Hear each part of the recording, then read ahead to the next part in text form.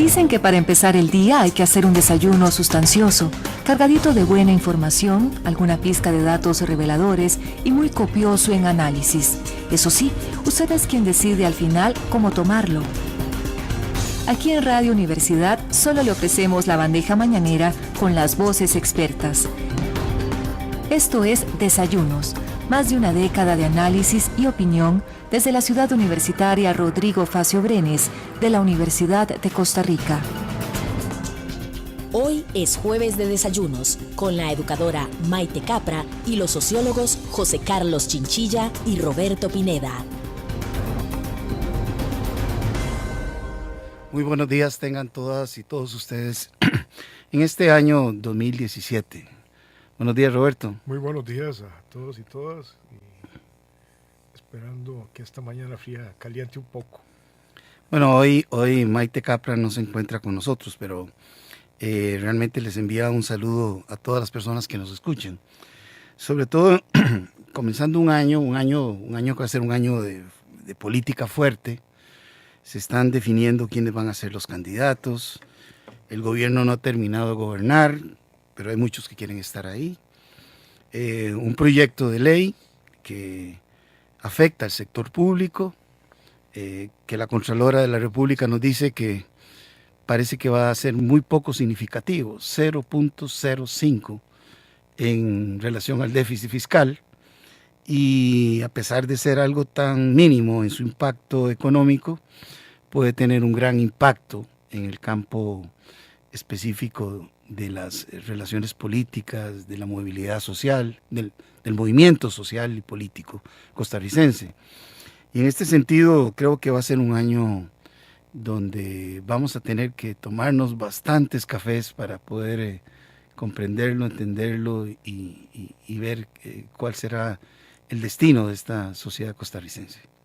No cabe duda, José Carlos, que arrancamos ya con el año preelectoral que rompe muchas áreas, ¿verdad? En comunicación, en politiquería en algunos casos, y también en las precandidaturas que ya están en lucha en los diferentes partidos para alcanzar la candidatura presidencial. Bueno, pero hoy tenemos un invitado realmente especial. Tenemos la suerte de que se encuentra en Costa Rica el doctor Rafael Miranda Redondo, que es un especialista sociólogo con una fuerte formación en psicoanálisis y sobre todo es uno de los, digámoslo así, teóricos latinoamericanos que han desarrollado el pensamiento de Cornelius Castoriadis. Para muchos desconocido, para otros estamos empezando a conocerlo más sistemáticamente. Y don Rafael se encuentra en Costa Rica, invitado por la Universidad Nacional, concretamente el doctorado en Ciencias Sociales, que se imparte en esa hermana universidad, y está precisamente impartiendo un seminario sobre la dimensión imaginaria de la sociedad. Temas realmente fascinantes, extraordinarios como para poder comprender mucho de nuestras realidades y no para comprenderlos, sino para actuar sobre ellos. Así es que, Roberto. Bueno, el doctor Rafael Miranda Redondo es coordinador de la Cátedra Interinstitucional Cornelius Castoriadis y también del seminario permanente Proyecto Autonomía Hoy, y el otro seminario que se me fue Sociedad Instituyente Clínica de la Alteridad. Gracias, doctor, y muy bienvenido. Muchísimas gracias, muy amables. Muchas gracias también a la universidad y a la Radio Universidad de Costa Rica. Bueno, en efecto, como ustedes comentaban, la figura de Castoriadis es poco conocida.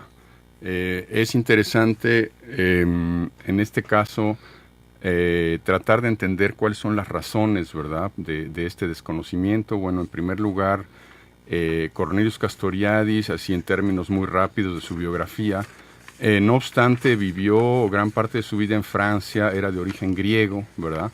Ya de entrada pues era un migrante, ¿verdad? Era un migrante en Francia, ¿verdad?, que había de alguna manera escapado de la situación griega de aquel entonces. Estamos hablando de la mitad del siglo XX, ¿verdad? Tuvo una característica que efectivamente pudo haber influido mucho en este desconocimiento, particularmente en América Latina, y es que es una persona que quedó muy al margen de los ambientes académicos en sentido tradicional, ¿verdad? Es una persona que solamente al final de su vida fue profesor responsable en la Escuela de Altos Estudios en París, ahí es donde yo estuve trabajando con él, ¿verdad? Pero durante toda su vida se dedicó mucho, sobre todo, a la militancia política, ¿verdad? Particularmente, bueno, esta cuestión, digamos, de como hemos podido ya retomar en el seminario, ¿verdad? Esta cuestión, digamos, de su desarrollo de una teoría en torno al imaginario, que tiene mucho que ver precisamente con la crítica que él llevó a cabo de lo que se conoce como el fenómeno burocrático, ¿verdad? No solamente en Occidente, sino también en aquel entonces en lo que era, digamos, la órbita soviética, ¿verdad? Y lo que él denominaba un poco el capitalismo burocrático, ¿no? En la Unión Soviética, ¿no? Entonces, bueno, pues son básicamente ese tipo de cuestiones que son importantes también tomar en cuenta. En efecto, como hemos comentado también en el seminario, hay una cuestión que llama mucho la atención, y es precisamente que Castoriadis, a mediados del siglo XX en Francia, en un grupo muy legendario que se llamaba Socialismo Barbarie, creado por él y por Claude Lefort, ¿verdad? En Francia, ¿verdad? Empiezan a hacer una crítica muy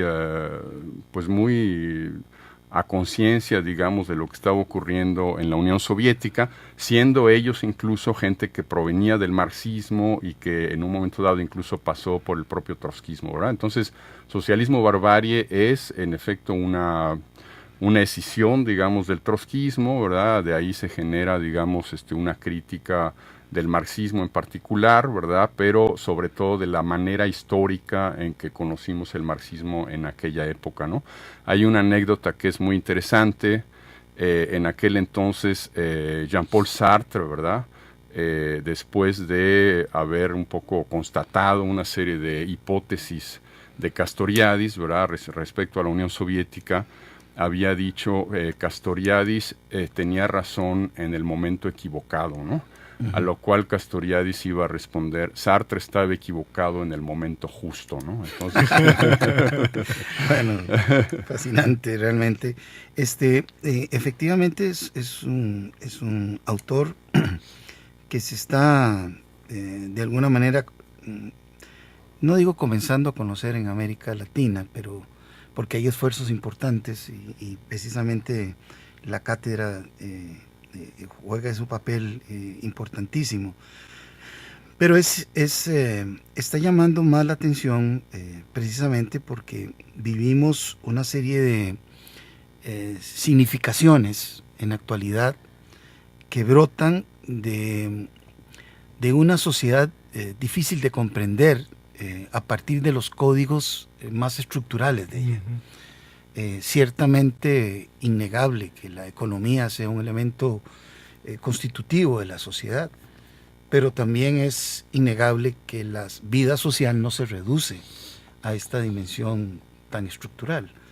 Y esto nos lanza, digamos, al tema de los símbolos, al tema de los significados y los significantes, y a plantearnos entonces la necesidad de reconocer en un rango no especular, es decir, de la imagen reflejada, digamos, la sociedad, y la sociedad incluyendo al individuo y al colectivo.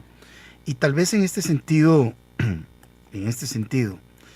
sería interesante plantearle al doctor Rafael Miranda,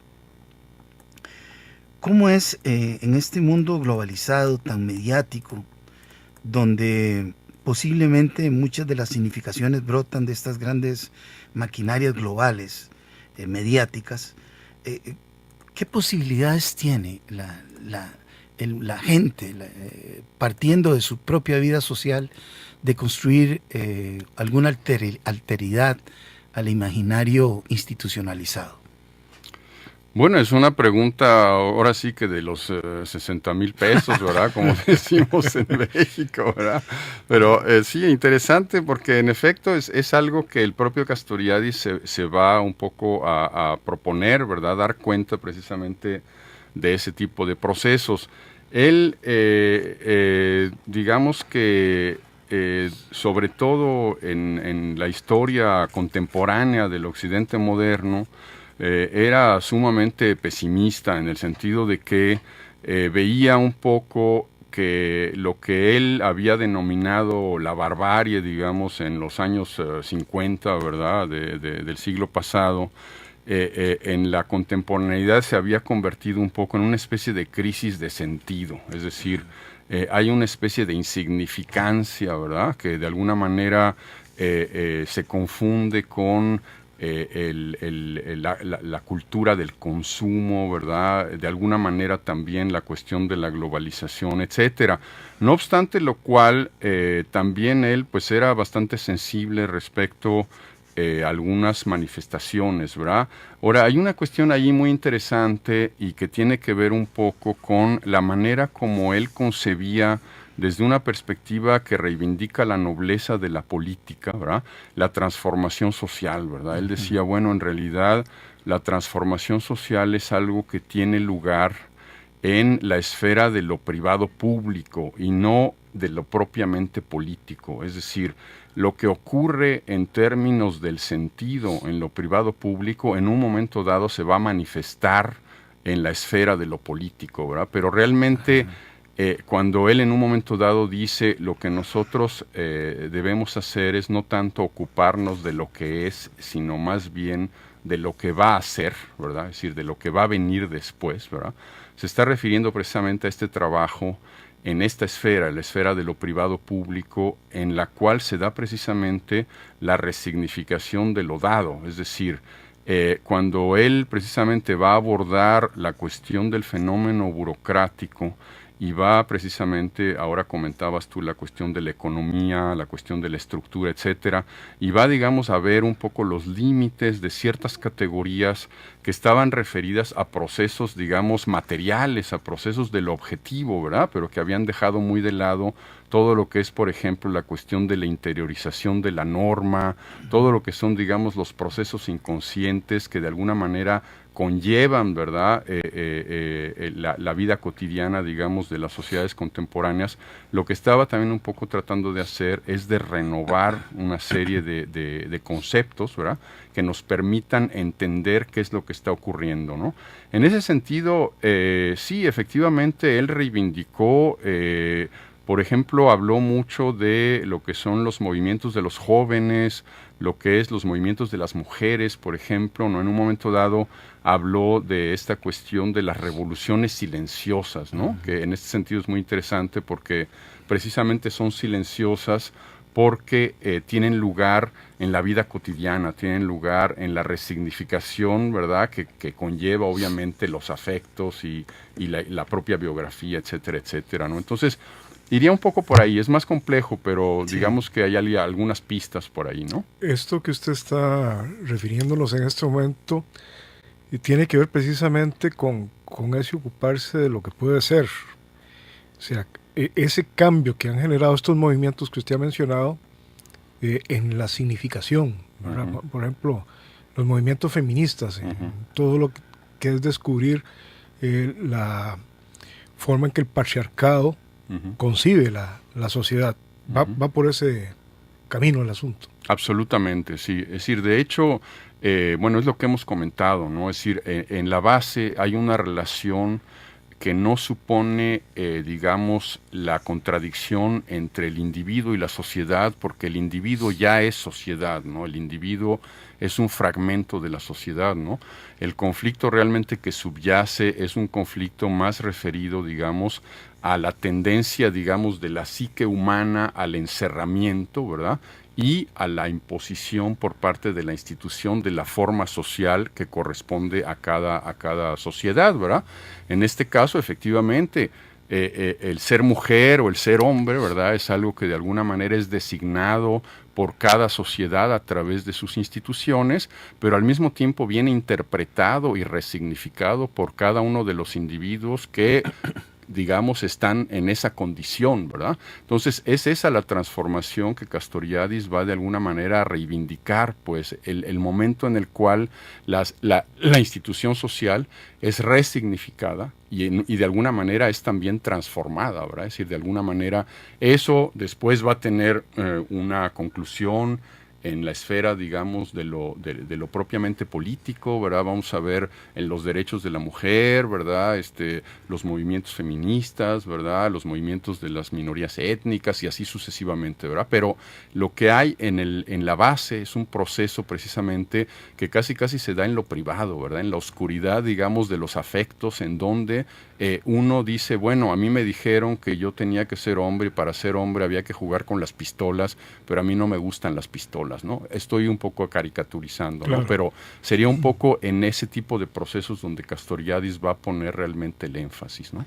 Muy interesante. Yo creo que aquí lo que se está planteando, hay un concepto que es el concepto de elucidación, que es definido como el trabajo por el cual una persona intenta pensar lo que hace y saber lo que piensa.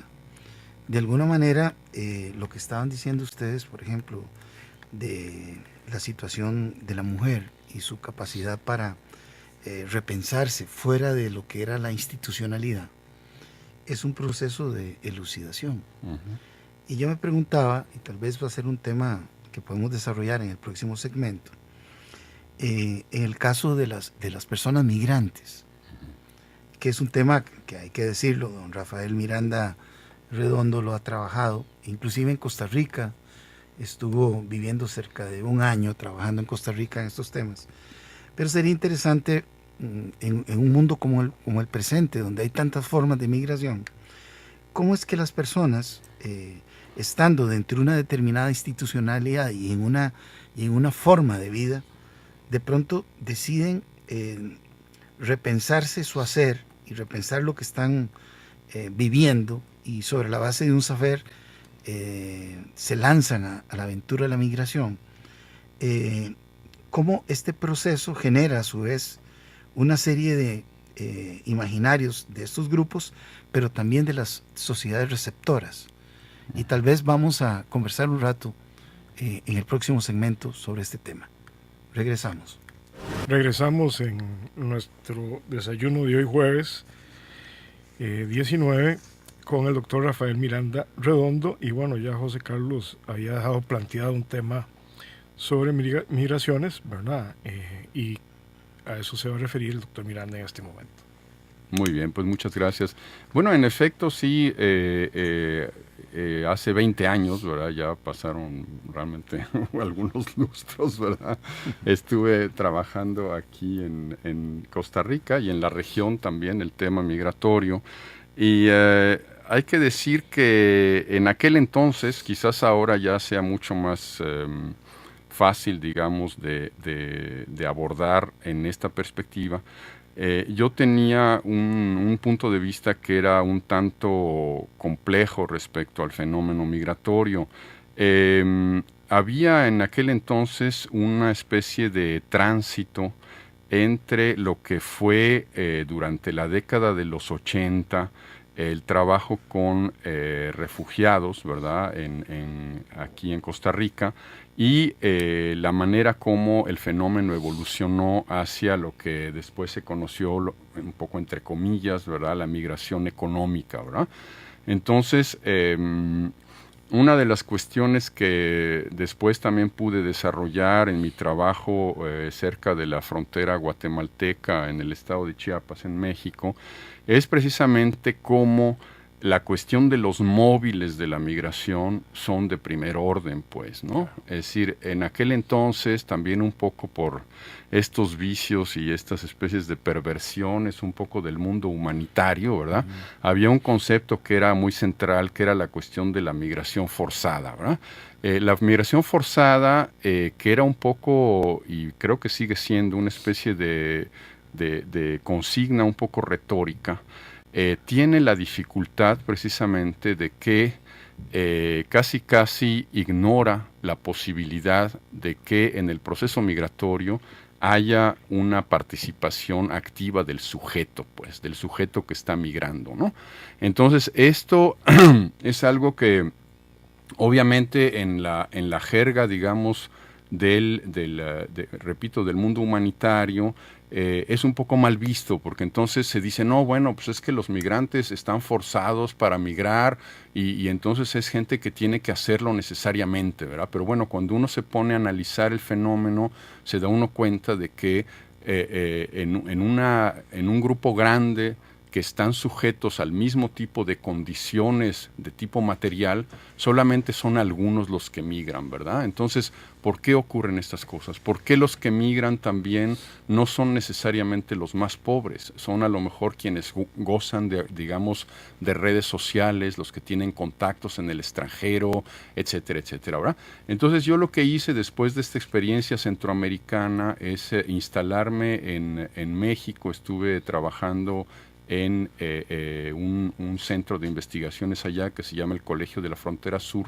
Entonces estuve de alguna manera documentando, ¿verdad?, las distintas variables, digamos, de la migración en función precisamente de los móviles, ¿verdad? ¿Cuál es el interés, volviendo un poco al tema castoridiano, ¿verdad? ¿Cuál es el interés de ver la migración desde esta perspectiva?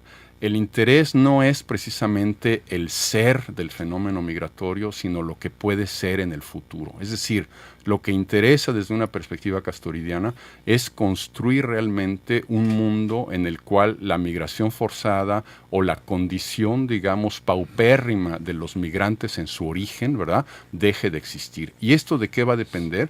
Precisamente de que esos sujetos que migran sean capaces precisamente de formular, ¿verdad?, estrategias que les permitan cambiar el mundo, no solamente el mundo que está en su origen, sino también el mundo que está en su destino, es decir, el lugar a donde van a llegar, ¿verdad?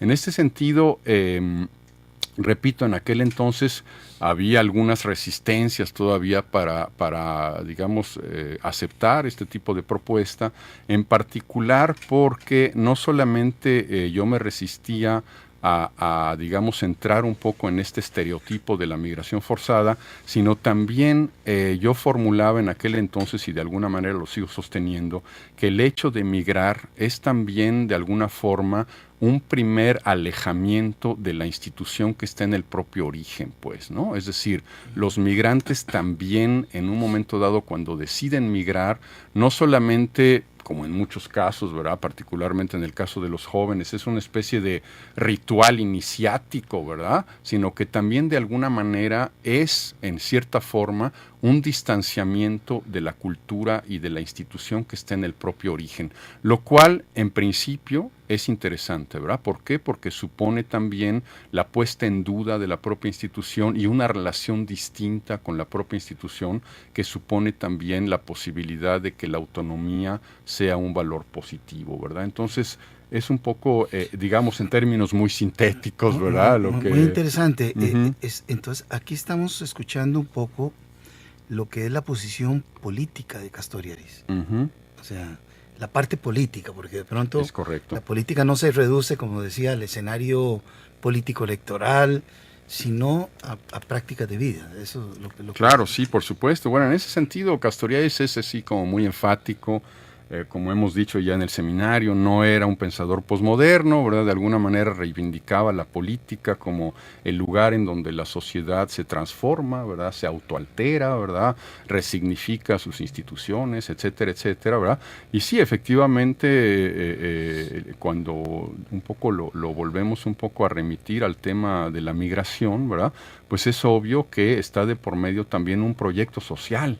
Es decir, esto que yo comentaba respecto a esta especie de pesimismo de Castoriadis respecto a la insignificancia y a la crisis de sentido, muchas veces tiene también lugar en el caso de la migración, y hay que saberlo decir. Es decir, yo ahora estoy precisamente trabajando en un artículo sobre la cuestión de Trump, ¿verdad? Y con el hecho de que, bueno, muchos de los que votaron por Trump en Estados Unidos, pues son precisamente migrantes recientes, ¿verdad? Entonces hay ahí una especie de síndrome, ¿verdad? Que se llama el síndrome de los últimos en llegar, ¿verdad? Que en realidad quienes más se oponen a las migraciones son los que migraron más recientemente y no la gente, digamos, que está en ese país de origen, ¿verdad? Por cuestiones también que son, pues, hasta cierto punto entendibles, ¿verdad? Entonces, cuando yo digo precisamente que todo esto conlleva la posibilidad de un proyecto político, pues a menudo incluso, bueno, pues me cuesta también a veces perder algunos amigos, ¿no? Porque, bueno, como Castoriadis en un momento dado decía que la evolución del movimiento obrero, particularmente en Europa, ¿verdad? Terminó en que los obreros, qué sé yo, luchaban para consumir más, ¿verdad? Bueno, muchas veces, ¿verdad? También cuando vemos el tema migratorio, independientemente de que no es un consumo objetivo en el sentido de solamente ir a comprar gadgets, ¿no? También es el consumo, digamos, de una imagen de una sociedad que realmente no existe, ¿no? Es decir, en qué medida muchos de los migrantes también migran pensando en una sociedad que realmente no existe, ¿verdad? Que es la imagen de la sociedad, digamos, capitalista desarrollada que les ha vendido, digamos, los medios de información, ¿verdad? Entonces, estamos un poco ante ese tipo de procesos y entonces yo creo que es muy interesante como que tratar un poco de, ahora sí que rebasar las fronteras conceptuales, ¿verdad? Y tratar de entrar un poco en ese tipo de digamos, de contextos que están muy, muy atravesados precisamente por lo que hemos comentado también en el seminario, que son precisamente los procesos de sentido, ¿verdad? La cuestión de cómo se organiza el imaginario en fenómenos como puede ser el fenómeno migratorio, ¿no? Yo creo que es muy importante ahí no perder de vista ese tipo de elementos, ¿verdad? En una sociedad como la norteamericana, la estadounidense en concreto, donde efectivamente la migración ha sido un elemento constitutivo de la nación misma, esta negación de ese elemento constitutivo, ¿qué implicaciones puede tener en la idea misma de que han querido promover y que han promovido y que tiene un sentido de realidad también dentro del conjunto de la sociedad norteamericana? No estamos frente a una contradicción que puede desafiar algunos de los elementos que subyacen en la base de la llamada sociedad de las oportunidades y la integración. ¿Cómo lo ve, doctor? Sí, efectivamente, cuando yo menciono esta cuestión del síndrome de los últimos en llegar, pues me refiero precisamente, pues por ejemplo, a Trump, ¿verdad? Entonces ahí efectivamente, de nuevo, el desafío es que podamos en un momento dado concebir, ¿verdad?, que gente que ha sido de alguna manera sometida incluso a digamos, los riesgos de la migración, la inseguridad, la pérdida, digamos, de referentes en el momento de trasladarse, etcétera, etcétera, una vez que obtiene un cierto estatus, ¿verdad?, lo defiende casi de manera férrea, ¿no?, como si fuera, digamos, qué sé yo, toda la cuestión un poco del patrioterismo, ¿no? Esta especie de sentimiento muy ciego, ¿no? Que también involucra un poco también la cuestión de la identidad en sentido negativo, ¿verdad? Es decir, nosotros somos americanos, ¿verdad? Y todos los que vengan vienen aquí a violar a nuestras mujeres, ¿verdad? Y a quitarnos el trabajo, ¿no? Etcétera, etcétera, ¿no? Entonces, ese tipo de fenómenos son precisamente fenómenos que, bueno, a lo mejor es una proyección mía, ¿verdad? Pero ese tipo de fenómenos, de alguna manera, como yo los veo, reivindican mucho la propuesta castoridiana, en el sentido de que el hecho de ser un migrante no supone necesariamente que tú vas a tener una actitud progresista respecto al mundo en el que vives, ¿verdad? Puedes también ser un migrante y en un momento dado convertirte en una persona totalmente reaccionaria, ¿no? Como ocurrió, por ejemplo, en el caso, digamos, de la burocratización del movimiento obrero. Entonces, debemos ser capaces, ¿verdad?, de concebir ese tipo de fenómenos, ¿verdad? Porque si no, estamos realmente viviendo en la ilusión, ¿verdad? Hay una frase que es interesante que no me acuerdo cuál fue el colega sociólogo que la dijo ahorita, pero el oprimido piensa con mentalidad opresora. Y tiene que ver eso precisamente con esto que estamos hablando, ¿no? Asume como suya una forma de pensamiento y y de ver la realidad que incluso le perjudica como persona, pero la asume como suya. Absolutamente. Es parte de lo que estamos tratando de codificar, para decirlo de alguna forma. Sí, absolutamente. Y ahí bueno, siempre bajo riesgo, ¿verdad?, de ser tildado un poco ahora sí que de metafísico, ¿verdad?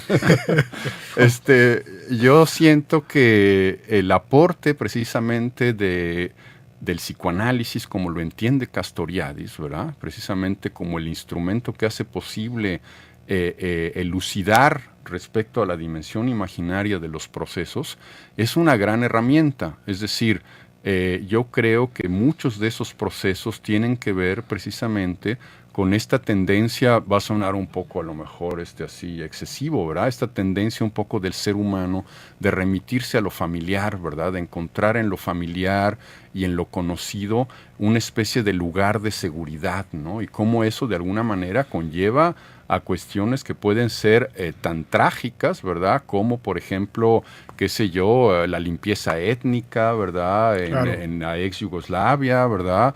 O ahora el tema de ISIS, ¿verdad? Y así sucesivamente, pues, ¿no? Entonces, ¿en qué medida estamos, repito, nosotros en condiciones, incluso desde una perspectiva transdisciplinaria, ¿verdad?, de asumir algunos saberes que nos pueden dar herramientas, ¿verdad?, para entender fenómenos contemporáneos que los viejos esquemas ya no nos permiten analizar, ¿verdad? Entonces ahí está realmente el desafío, yo creo, ¿verdad?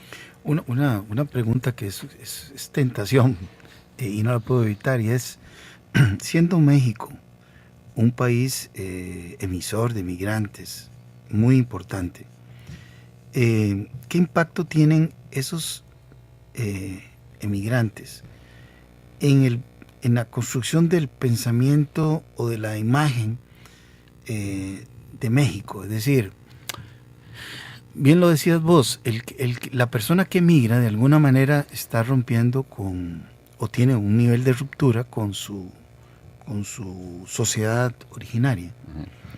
A la vez, cuando está del otro lado, un elemento de identidad sigue siendo la sociedad de la que viene, pero empieza a asumir la nueva sociedad. Ahora, ¿se vuelven críticos de la sociedad que provienen o esta necesidad de identidad los vuelve muy acríticos? ¿Cómo ha sido en México? Y lo digo esto porque en un momento en el cual quieren cerrar fronteras, el nuevo gobierno norteamericano a partir del 20, ¿qué implicaciones va a poder tener? Bueno, obviamente este no es de 60,000, este es de 120,000. Se me olvidó la bola de cristal, cara. Ya me pusiste en aprietos. No, bueno, sí, efectivamente, ahí hay procesos que son interesantes y que, bueno, tampoco se puede, pues sí, un poco, o sea, ya hablando seriamente, no se pueden hacer especulaciones al respecto, ¿verdad? Efectivamente, yo creo que la migración mexicana a Estados Unidos, pues tiene toda una historia. Obviamente los patrones son muy variados, ¿verdad? En general se trata, por ejemplo, a diferencia de otro tipo de migraciones, como pudo haber habido en México en la época, digamos, de los años 70, por ejemplo, los argentinos que venían de las universidades, que eran casi que refugiados políticos, etcétera, ¿verdad? Entonces ahí la cuestión del móvil es muy importante. Bueno, la migración a Estados Unidos es en gran medida, por lo menos la clásica, ¿verdad?, una migración de campesinos mexicanos, ¿verdad?, que van allá a trabajar en las plantaciones, ¿verdad?, a prestar algunos servicios que a lo mejor ya los estadounidenses no quieren hacer, ¿verdad? Entonces, ahora últimamente ha evolucionado también, te digo, tampoco es que estoy así súper familiarizado ya con el tema más contemporáneo, pero ha habido también mucha migración más, digamos, universitaria y profesional, ¿verdad? Muchos mexicanos que a falta de oportunidades en México, pues se han ido a buscar trabajo a Estados Unidos, pero que es gente calificada, ¿no? Gente que, por ejemplo, se vincula a los medios académicos o incluso en el plano técnico, ¿verdad? Transnacionales también son contratados. Exactamente, ¿no? Sí. Entonces, eso pues hay de todo. En realidad, efectivamente, yo creo que una palabra clave en todo eso es precisamente la cuestión de la identidad, ¿no? la cuestión de la identidad, de cómo se vive la identidad de origen, en qué medida los mexicanos que viven en Estados Unidos se consideran estadounidenses o se consideran mexicanos, etcétera, ¿verdad? Ahí, bueno, yo soy muy de la idea, que además es una idea pues muy de Freud, ¿verdad? Es decir, Freud dice precisamente que la identidad es, digamos, las fuerzas oscuras del inconsciente, ¿verdad? Y en ese sentido, yo creo que ha habido manifestaciones de la cultura chicana, por ejemplo, en Estados Unidos, muy interesantes, ¿verdad? De un poco una especie de resistencia interna, ¿no? De alguna manera sí estar integrados al mundo estadounidense, ahora sí que al sueño americano, ¿verdad? Pero por otro lado también seguir reivindicando un poco la cultura de origen, ¿no? Que es muy interesante desde ese punto de vista, pero yo creo que ese patrón ha tenido una evolución y sí, efectivamente, los problemas que se plantean respecto a la posibilidad, por ejemplo, de que muchos de esos migrantes regresen a México, son de proporción. No solamente en términos estrictamente objetivos, de que, bueno, ¿qué vamos a hacer con ellos? ¿Dónde los vamos a colocar? ¿Dónde van a trabajar? ¿Verdad? Sino también desde el punto de vista que tú estás tomando en cuenta, ¿no? Es decir, es gente que a lo mejor nació en Estados Unidos, que a lo mejor fue criada en las escuelas de Estados Unidos, que a lo mejor hablan mal el castellano, ¿verdad? Y que en un momento dado van a tener que regresar a México a hacer qué cosa, ¿verdad? Entonces, es una parte, la verdad, bastante compleja, ¿no? Ahí, bueno, yo suelo sacar una anécdota que apareció recientemente en los medios allá en México, ¿verdad? Y que es muy irónica respecto a esta idea delirante, digamos, de Trump, ¿no? De poner un muro, ¿verdad? En México se dice, con toda la maña del mundo, se dice túnel mata muro, ¿no? Es decir, no importa que hagan un muro, de todas maneras vamos a hacer túneles y vamos a seguir pasando, ¿verdad? Ahora, esa es la parte chusca, la parte más trágica es que efectivamente, sí, bueno, la visita que hizo Trump a México, ¿verdad? Antes de ser elegido presidente, ¿verdad? Que fue invitado por Peña Nieto precisamente, ¿verdad? Sabemos muy bien que tiene mucho que ver con lo que está ocurriendo en este momento, por ejemplo, respecto al gasolinazo. ¿Por qué? Porque nosotros producimos petróleo, pero ese petróleo para hacer gasolina tiene que irse a Estados Unidos, sí, y en Estados Unidos lo tienen que refinar y mandarlo de regreso, etcétera, ¿no? Entonces, es una especie de gran perversión, pero bueno, efectivamente el tema migrante es ahí muy central, pues. Bueno, vamos al último corte, regresamos en 2 minutos. Bueno, estamos desayunando e iniciando el año de desayunos los jueves con el doctor Rafael Miranda Redondo, sociólogo mexicano, estudioso del psicoanálisis, estudió con Castoriadis y es una de las personas que está realmente trabajando desde esta perspectiva y divulgando su pensamiento en América Latina. Uno de los temas, digamos, a escudriñar en esta mañana podría ser el tema de las tensiones entre institucionalidad y autonomía en el marco de una dinámica hacia la alteridad. Don Rafael ha escrito sobre la alteridad, varios trabajos tiene, y otros temas derivados de este pensamiento de Castoriadis. Pero tal vez podríamos comenzar con el tema de cómo se percibe la institucionalidad y cómo de alguna forma esta institucionalidad tiende a constituir individuos y colectividades que tienen oportunidades de autonomía. En realidad, pues vamos a hacer lo que le estamos pidiendo a Rafael es mucho. Pero bueno, es el que sabe de esto y es una oportunidad para invitarnos a pensar y a buscar este autor y reflexionar, y esa es la idea de este programa. Muy bien, muchísimas gracias, ¿no? Está muy bien, ¿no? Efectivamente es una pregunta también muy grande, ¿verdad? Es decir, es todo un desarrollo ahí que, en fin, valdría la pena a lo mejor tomarse más el tiempo de trabajarlo. Ahora, hay algunas cuestiones, digamos, claves respecto a esta cuestión, ¿no? Es decir, cuando tú comentas la cuestión de la institucionalidad, en primer lugar, ¿cuál es el concepto de institución en Castoriadis? O sea, Castoriadis va a definir y va a diferenciar, digamos, lo que es la institución de lo que es el establecimiento, ¿verdad? Es decir, la institución es un cuerpo de valores, digamos, ¿verdad? Entonces, en ese sentido, cada sociedad, ¿verdad?, va a constituir un mundo y se va a ubicar dentro de ese mundo, y ese mundo es precisamente una serie de instituciones, digamos, ¿no? Instituciones en sentido de valores, es decir, aquello que es visto positivamente. Ahora bien, esa institución, ¿cómo se va a manifestar? Se va a manifestar a través de lo que Castoriadis denomina el magma de significaciones imaginarias sociales, es decir, habría, digamos, ese cuerpo de valores, ¿verdad?, que está constituido por una serie de significaciones. ¿Qué son las significaciones imaginarias sociales? Bueno, qué sé yo, ya hemos hablado un poco del tema de ser mujer, o ser hombre, o ser costarricense, o ser americano, ¿verdad?, o ser profesor universitario, o ser obrero, etcétera, etcétera. Hay una serie de significaciones imaginarias sociales que de alguna manera ordenan el sentido en cada sociedad, ¿verdad? Esas significaciones imaginarias sociales sería un poco en una perspectiva, o digamos usando más bien una metáfora, sería un poco el cemento de la sociedad, ¿verdad? Es decir, es un poco lo que une a la sociedad, ¿verdad?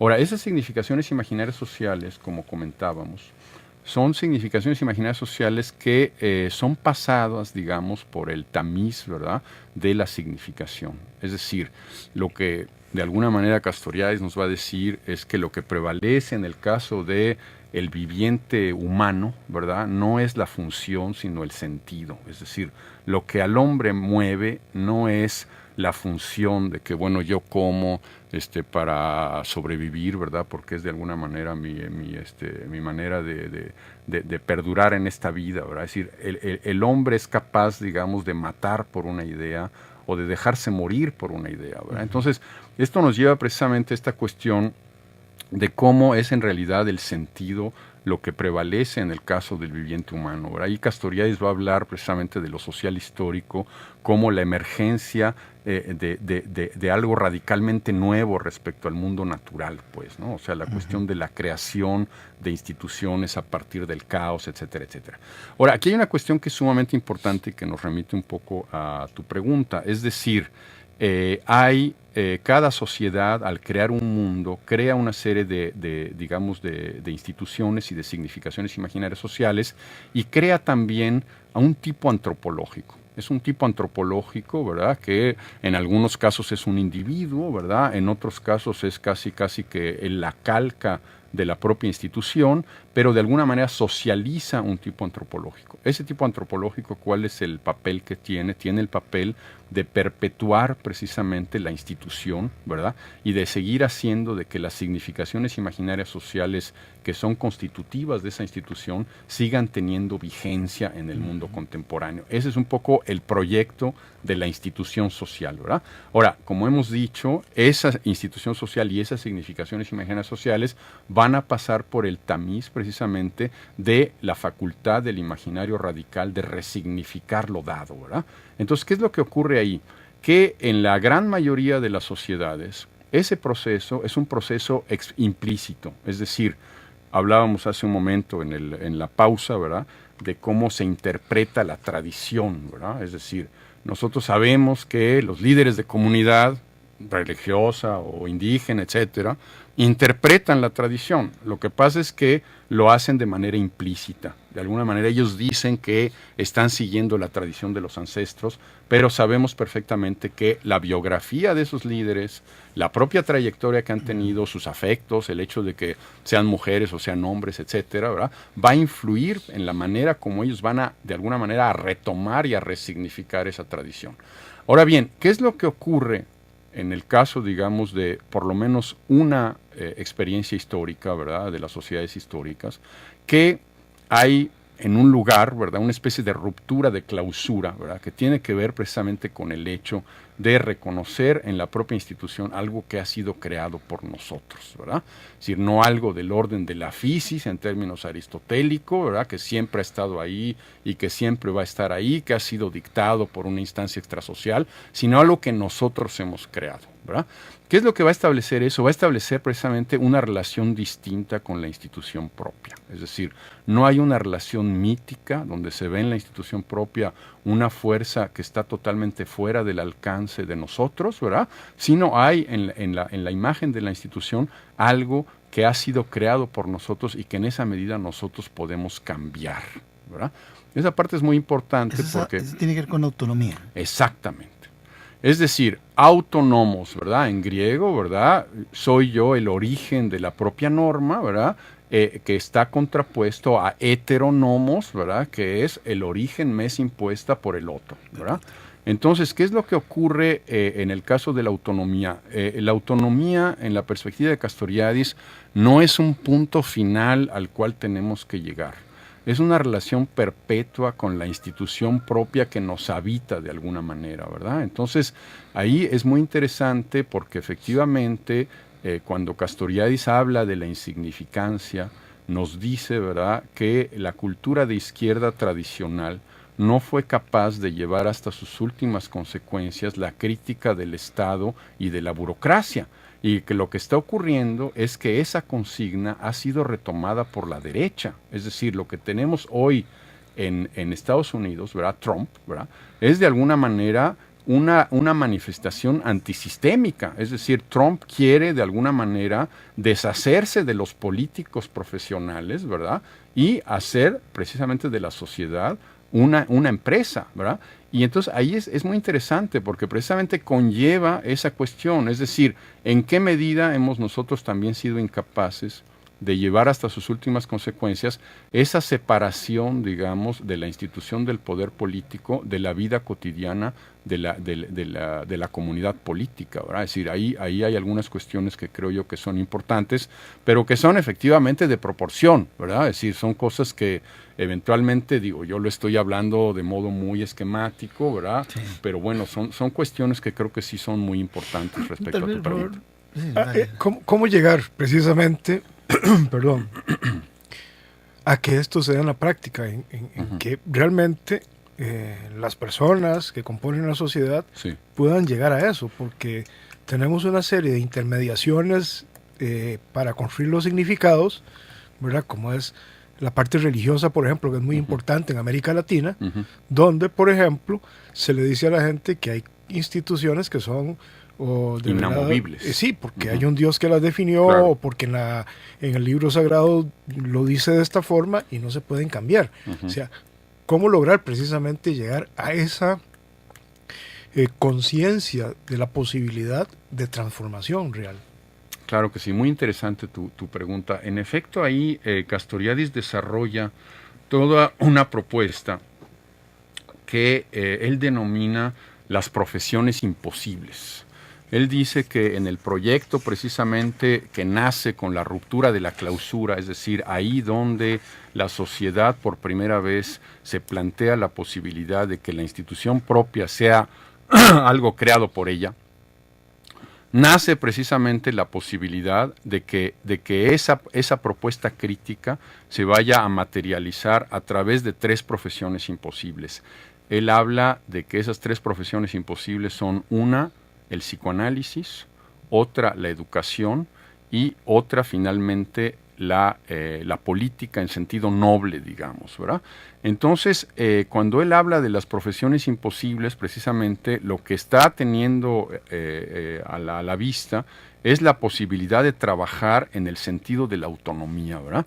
Tú comentas, bueno, la cuestión obviamente del sentimiento religioso, que ahí, independientemente, digamos, de pues otro tipo de desarrollos más, a lo mejor un poco anacrónicos, sí conllevan toda una serie de problemáticas. Es decir, si hay algo que caracteriza a la sociedad heterónoma por excelencia, ¿verdad?, es precisamente la identificación del origen de la norma en una instancia extrasocial, ¿verdad?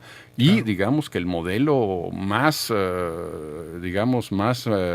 calcado, digamos, de la sociedad heterónoma es precisamente la sociedad religiosa. Ahora bien, las profesiones imposibles, cuando Castoriadis se refiere a ellas, habla de que son imposibles. De hecho, es una idea que toma de Freud, ¿verdad? Él dice, bueno, esas profesiones imposibles son imposibles, ¿por qué? Porque buscan la autonomía a partir de una autonomía que todavía no existe, digamos, ¿verdad? Entonces, es decir, el valor de la autonomía en un momento dado de la historia de la humanidad, ¿verdad? Precisamente donde hay esa ruptura de la clausura, es un valor positivo.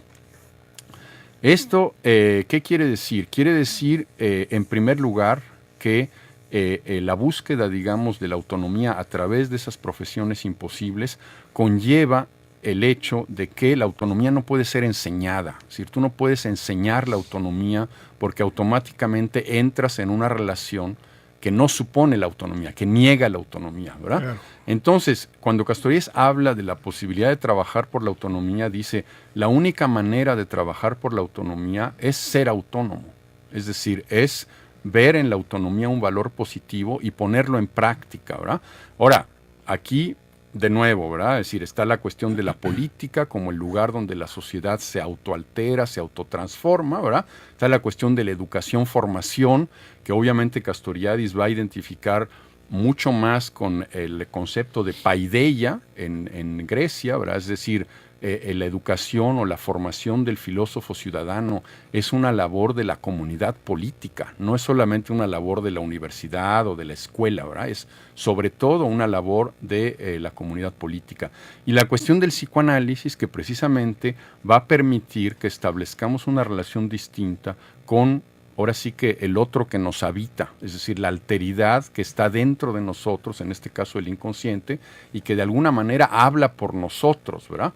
Un poco retomando también algunos debates en torno al psicoanálisis, ¿verdad? Lacan y etcétera, etcétera, ¿verdad? Entonces, efectivamente, es decir, habría obviamente que matizar, pero en principio la respuesta a tu pregunta sería, en los términos de Castoriadis, referida precisamente a la cuestión de estas tres profesiones imposibles, la política, la educación y el psicoanálisis. Bueno, no nos queda mucho tiempo, la verdad. Nos hubiera encantado hablar un poco de la primavera árabe, pero creo que quedará para la primavera que viene, cuando esperamos que el doctor Rafael Miranda Redondo vuelva acá a Costa Rica. Ojalá que nos ayude en casos particulares a las universidades un poco a esa práctica en el campo de la extensión, cómo pensar en la construcción del futuro, reconociendo el presente. Y son líneas que de alguna manera quedamos invitados a seguir.